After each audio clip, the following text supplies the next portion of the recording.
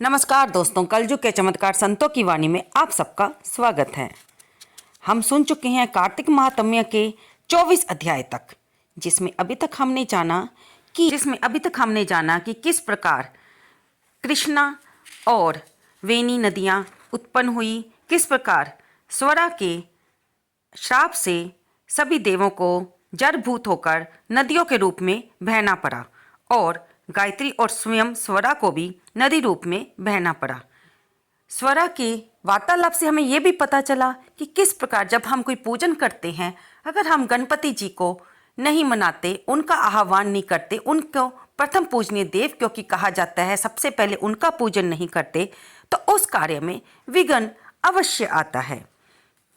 और अब हम सुनेंगे इससे आगे की कथा 25वां अध्याय, जिसमें श्री कृष्ण जी बताते हैं सत्यभामा जी को। आइए हम भी मिलकर सुनते हैं। श्री कृष्ण बोले, हे प्यारी, ऐसे उनकी वाणी को सुनकर विष्णु विस्मित होकर राजा पृथु ने नारद को आदरपूर्वक पूजन करके विदा कर दिया।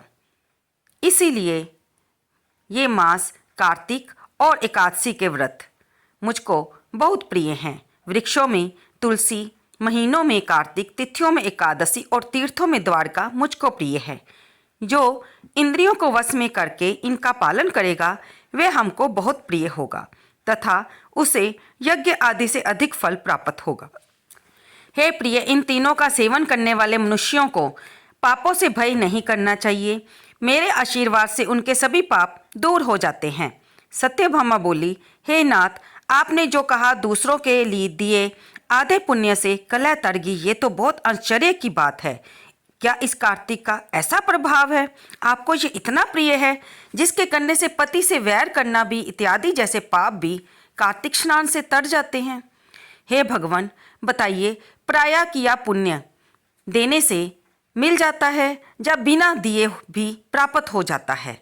यानी जब हम अपना पुण्य किसी को देते हैं उससे प्राप्त होता है, या फिर वो बिना दिए भी प्राप्त हो जाता है। तब कृष्ण भगवान सत्यभामा जी के इस प्रश्न का उत्तर देते हैं। आइए हम भी सुनते हैं। कृष्ण बोले, बिना दिए हुए पुण्य और पाप किस प्रकार से मिलते हैं, तुम ध्यान से सुनो।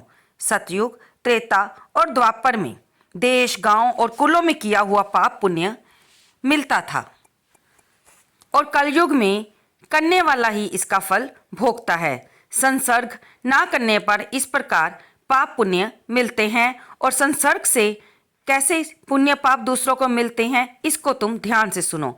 एक जगह बैठने से, विषय करने से, विवाह संबंध से, एक पात्र में खाने से मनुष्य को पुण्य पाप का आधा आधा फल प्राप्त होता है।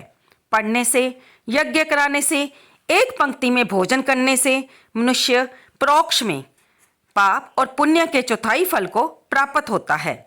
सेवा करने से, देखने और ध्यान से मनुष्य दूसरे के लिए पुण्य पाप के 100वें भाग को पाते हैं।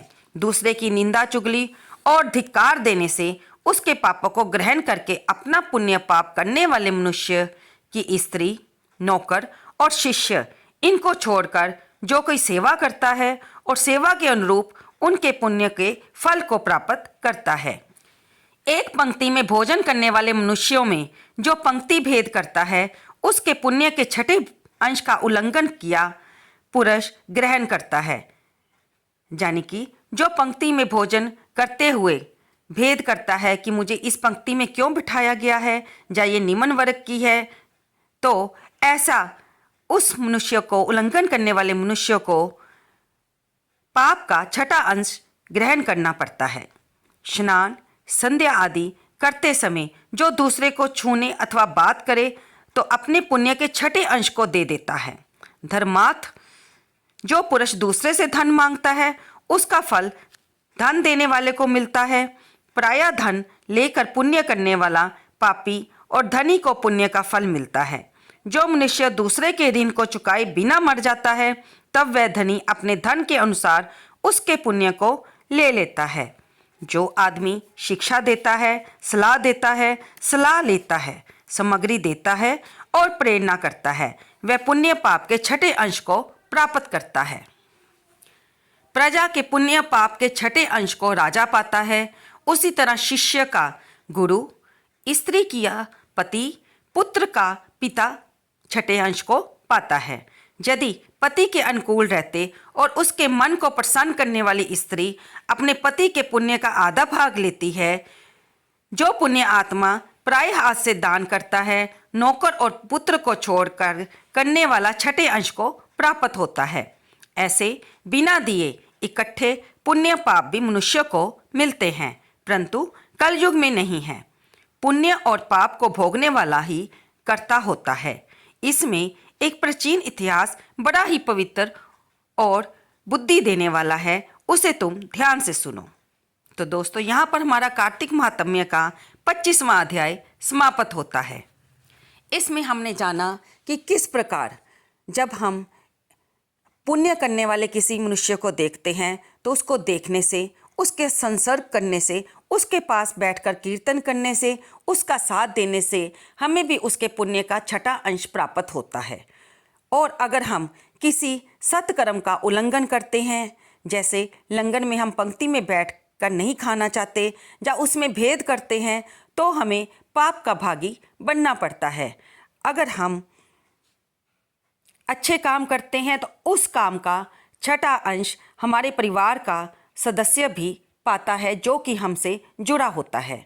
चाहे वो राजा हो, चाहे वो स्त्री का पति हो, चाहे वो हमारा गुरु हो, चाहे वो हमारा पुत्र हो, चाहे हमारे माता पिता हो।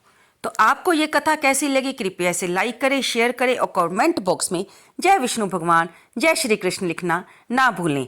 ये सब हम श्री कृष्ण जी के श्रीमुख से सुन रहे हैं, तो इसमें निस्संदेह आप जान सकते हो कि उनके श्रीमुख से निकला हुआ वचन तो असत्य नहीं हो सकता।